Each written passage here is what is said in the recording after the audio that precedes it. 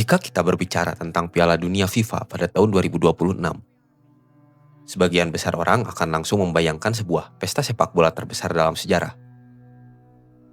Untuk pertama kalinya sejak turnamen ini dimulai pada tahun 1930, jumlah peserta bertambah drastis dari 32 menjadi 48 negara. Sebanyak 104 pertandingan akan dimainkan di 3 negara sekaligus, Amerika Serikat, Kanada, dan juga Meksiko. FIFA mempromosikannya sebagai era baru dalam dunia sepak bola.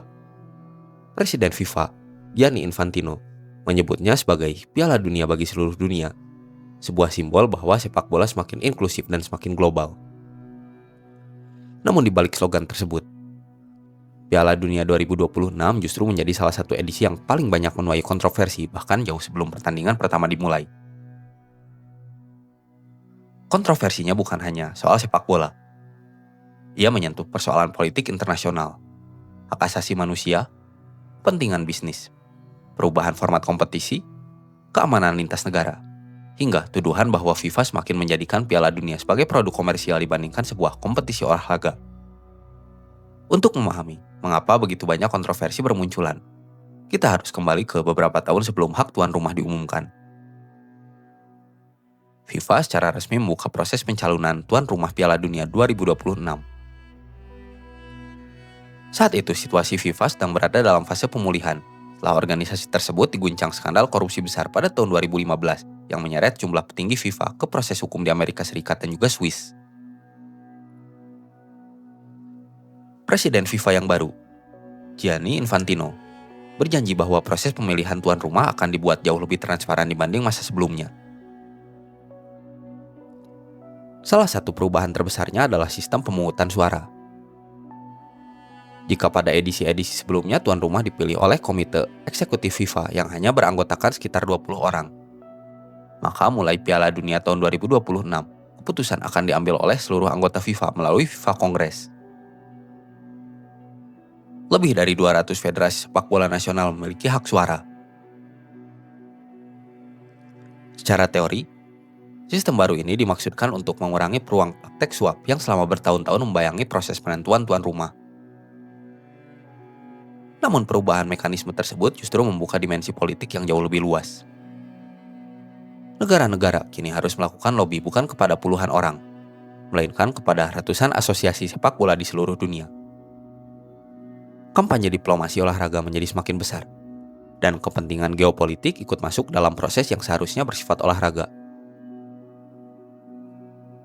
Pada awal proses pencalonan, terdapat beberapa kandidat yang sempat muncul. Maroko kembali mengajukan diri sebagai tuan rumah setelah sebelumnya gagal dalam pencalonan pada tahun 1994, 1998, 2006, 2010, dan 2026 menjadi payak kelima mereka. Sementara itu muncul sebuah ide yang belum pernah terjadi sebelumnya. Amerika Serikat, Kanada, dan juga Meksiko memutuskan tidak bersaing satu sama lain. Sebaliknya, mereka membentuk aliansi dan mengajukan proposal bersama. Keputusan ini diumumkan secara resmi pada tanggal 10 April tahun 2017 di New York. Dalam konferensi pers tersebut hadir Presiden Federasi Sepak Bola Amerika Serikat, Sunil Gulati, Presiden Federasi Sepak Bola Kanada, Victor Montagliani, serta Presiden Federasi Sepak Bola Meksiko yaitu Decio de Maria. Mereka memperkenalkan konsep United Bid, yaitu sebuah penawaran bersama 3 negara Amerika Utara. Gagasan ini memiliki dasar ekonomi yang kuat. Amerika Serikat telah memiliki sebagian stadion besar berkapasitas di atas 60.000 penonton. Kanada memiliki infrastruktur transportasi modern. Meksiko memiliki sejarah panjang sebagai penyelenggara Piala Dunia pada tahun 1970 dan 1986. Dengan menggabungkan 3 negara tersebut, FIFA hampir tidak perlu membangun stadion baru dalam jumlah besar. Hal ini menjadi nilai jual utama.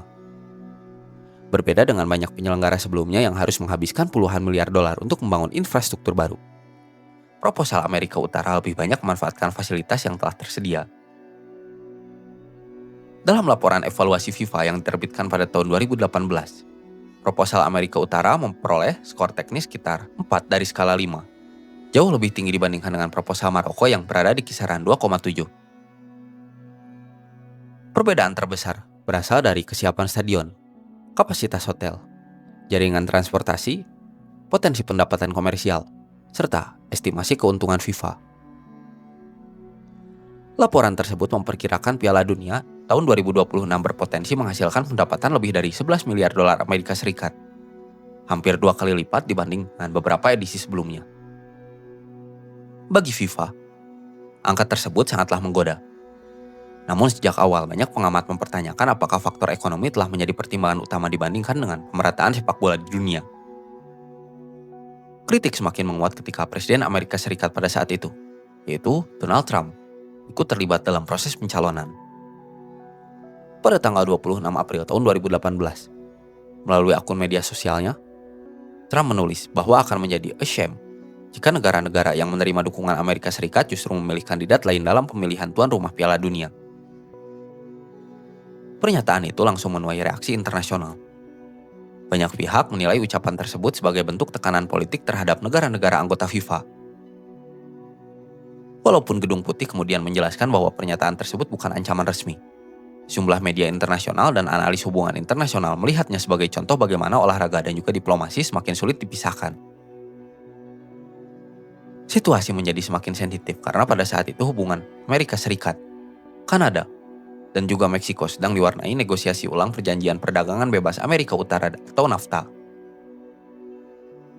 Dengan kata lain, proses pencalonan Piala Dunia berlangsung bersamaan dengan negosiasi ekonomi berskala internasional yang melibatkan ketiga negara tersebut. Hal ini membuat sebagian pengamat mempertanyakan apakah sepak bola benar-benar menjadi isu yang berdiri sendiri. Pada tanggal 13 Juni tahun 2018, sehari sebelum Piala Dunia Rusia dimulai, FIFA Kongres diselenggarakan di Moskow, Rusia. Sebanyak 203 asosiasi anggota FIFA memberikan suara. Hasilnya sangat jelas. United Beat memperoleh 134 suara. Maroko memperoleh 65 suara. 1 suara memilih abstain. 3 suara lainnya dinyatakan tidak sah. Amerika Serikat, Kanada, dan juga Meksiko resmi memenangkan hak menjadi tuan rumah Piala Dunia tahun 2026. Kemenangan tersebut disambut meriah oleh FIFA. Gianni Infantino menyebut hasil itu sebagai kemenangan bagi sepak bola global. Namun kritik tidak berhenti. Sebagian analis melihat kemenangan ini sebagai konsekuensi logis dari kekuatan ekonomi Amerika Utara dibandingkan dengan proposal negara berkembang. Maroko dinilai sulit bersaing karena kapasitas stadion, kesiapan transportasi, dan potensi komersial tidak mampu menandingi infrastruktur Amerika Serikat yang sudah mapan. Perdebatan kemudian berkembang ke isu yang lebih mendasar. Apakah Piala Dunia masih menjadi ajang pemerataan sepak bola dunia, atau telah berubah menjadi proyek ekonomi raksasa yang lebih mengutamakan keuntungan finansial? Pertanyaan tersebut semakin relevan ketika FIFA mengumumkan perubahan terbesar dalam sejarah turnamen. Pada tanggal 10 Januari tahun 2017, sebelum proses pemilihan tuan rumah selesai, FIFA Council telah menyetujui ekspansi peserta dari 32 menjadi 48 negara. Keputusan ini merupakan salah satu agenda utama Gianni Infantino sejak terpilih menjadi presiden FIFA pada bulan Februari tahun 2016. Secara resmi, FIFA menyatakan bahwa penambahan peserta bertujuan memberikan kesempatan lebih besar bagi negara-negara yang selama ini sulit lolos ke Piala Dunia. Afrika memperoleh tambahan slot. Asia memperoleh tambahan slot. CONCACAF memperoleh tambahan slot. Oseania bahkan mendapatkan jatah langsung untuk pertama kalinya dalam sejarah. Secara politik, putusan ini mendapatkan dukungan luas karena lebih banyak federasi memperoleh peluang tampil di panggung dunia. Namun dari sisi olahraga, keputusan tersebut memicu perdebatan panjang.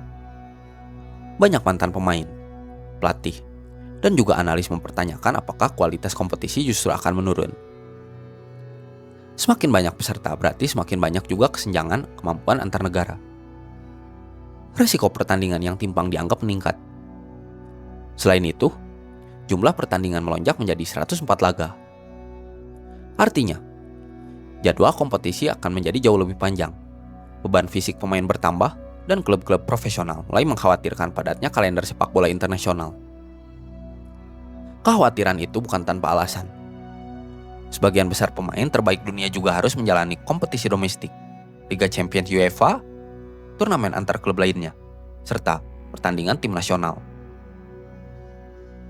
Penambahan pertandingan Piala Dunia membuat isu kelelahan pemain menjadi semakin serius. Organisasi pemain profesional, FIFPro, bahkan beberapa kali menyuarakan perlunya perlindungan terhadap kesehatan pemain di tengah semakin padatnya kalender sepak bola. Ironisnya, justru disinilah akar dari hampir seluruh kontroversi Piala Dunia tahun 2026 mulai terlihat. Di satu sisi, FIFA berbicara mengenai inklusivitas, pemerataan, dan pengembangan sepak bola dunia. Di sisi lain, hampir setiap keputusan yang diambil selalu memiliki konsekuensi ekonomi dan juga politik yang sangat besar. Mulai dari pemilihan tuan rumah, perluasan peserta, hingga model penyelenggaraan lintas 3 negara. Semuanya menghadirkan pertanyaan yang sama. Apakah perubahan ini benar-benar demi kemajuan sepak bola? Atau justru merupakan bagian dari transformasi Piala Dunia menjadi industri hiburan global bernilai miliaran dolar?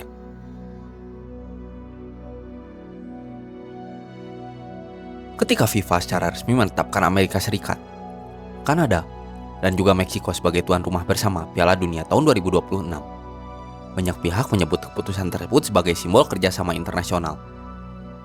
3 negara, 3 pemerintahan, 3 sistem hukum, dan 3 budaya berbeda akan menyelenggarakan satu turnamen yang sama.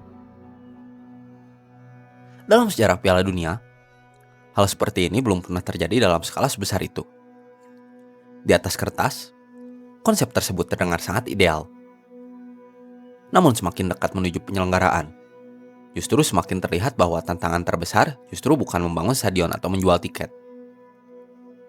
Tantangan utamanya adalah memastikan jutaan orang dapat berpindah dari satu negara ke negara lain tanpa hambatan politik. Tidak seperti Piala Dunia sebelumnya yang hanya berlangsung di satu negara. Piala Dunia tahun 2026 mengharuskan pemain, ofisial, media, sponsor, hingga supporter internasional melintasi 2 perbatasan internasional selama turnamen berlangsung.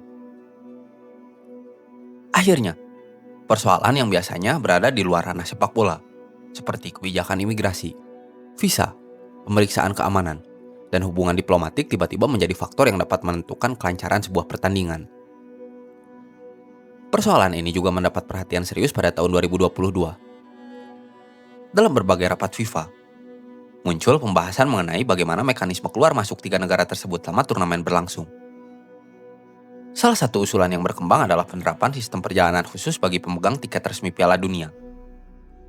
Namun, berbeda dengan kawasan Schengen di Eropa yang memungkinkan mobilitas lintas negara tanpa pemeriksaan perbatasan internal, Amerika Utara tidak memiliki sistem serupa.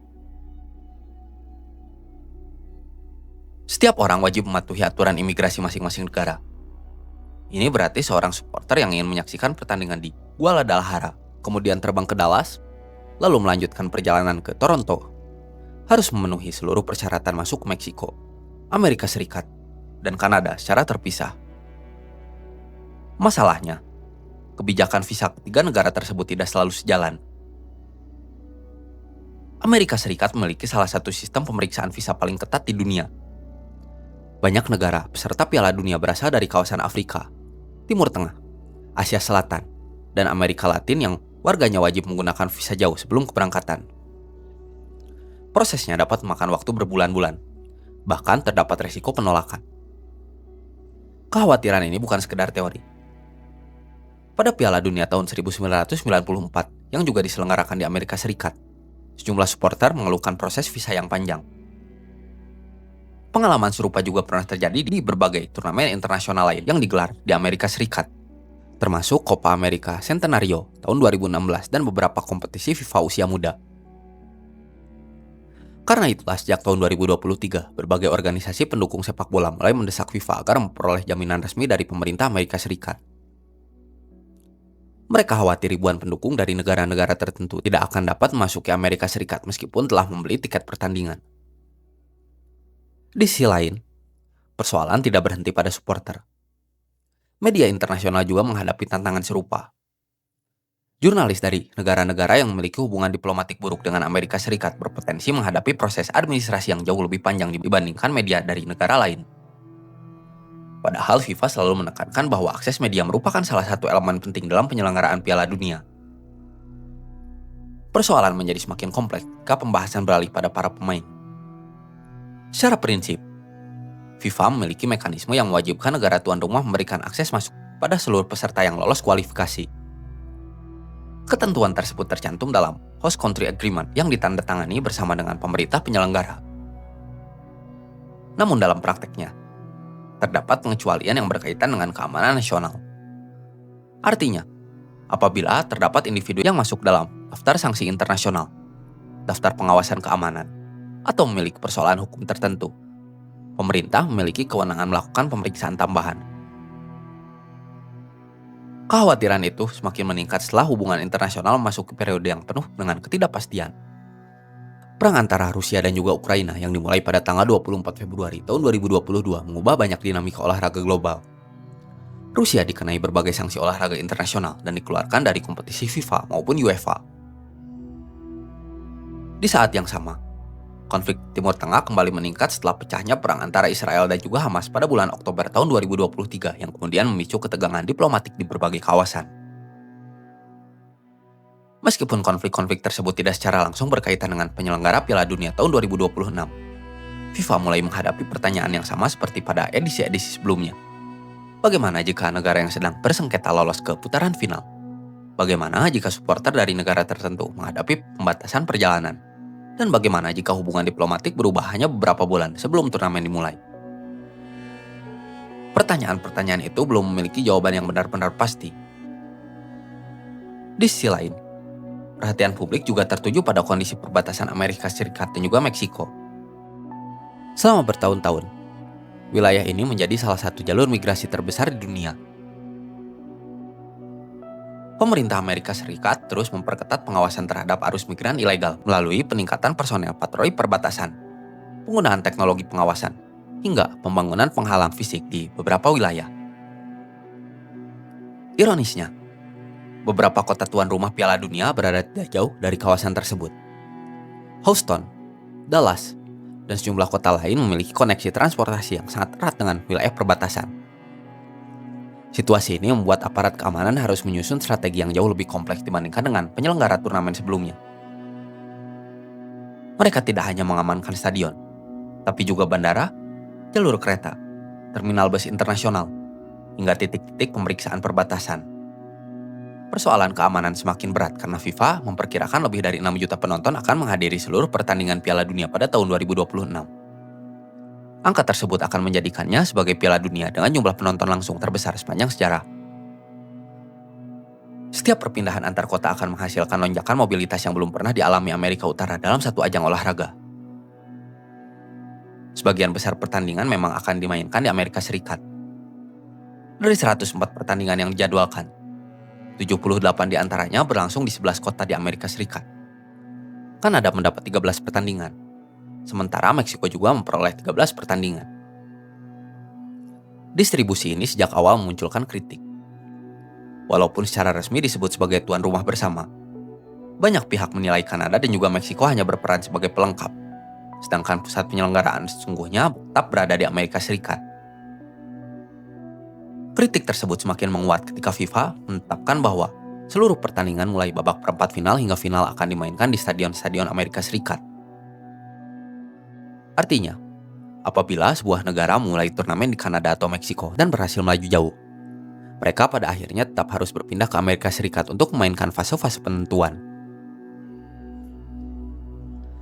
Keputusan ini memang dapat dipahami dari sisi kapasitas stadion, infrastruktur, dan nilai komersial. Namun secara simbolis, sebagian pengamat menganggap konsep tuan rumah bersama menjadi kehilangan makna. Kontroversi lain muncul dari aspek lingkungan. Sejak awal dekade tahun 2020-an, FIFA berulang kali menyatakan komitmennya terhadap pengurangan emisi karbon. Namun sejumlah lembaga riset iklim menilai format 3 negara justru meningkatkan kebutuhan perjalanan udara secara drastis. Jarak antara Vancouver di Kanada dan juga Mexico City mencapai lebih dari 3.900 km. Sementara perjalanan dari Seattle menuju Guadalajara memerlukan penerbangan lintas negara yang memakan waktu berjam-jam. Tidak hanya pemain dan juga ofisial, jutaan supporter juga diperkirakan akan melakukan perjalanan udara berkali-kali selama turnamen berlangsung. Para peneliti menyebut bahwa jejak karbon Piala Dunia tahun 2026 berpotensi menjadi salah satu yang terbesar dalam sejarah FIFA. Meskipun sebagian stadion yang digunakan bukan merupakan bangunan baru. FIFA sendiri berpendapat bahwa penggunaan stadion yang telah ada justru mengurangi emisi dari sektor konstruksi, sehingga manfaat lingkungannya tetap signifikan. Perdebatan tersebut menunjukkan bahwa hampir setiap keputusan mengenai Piala Dunia tahun 2026 selalu memiliki dua sisi. Apa yang dianggap sebagai efisiensi oleh FIFA dapat dipandang sebagai masalah oleh kelompok lain. Apa yang disebut sebagai kemajuan bagi sebagian pihak justru merupakan bentuk sentralisasi kekuasaan dan juga komersialisasi yang semakin kuat.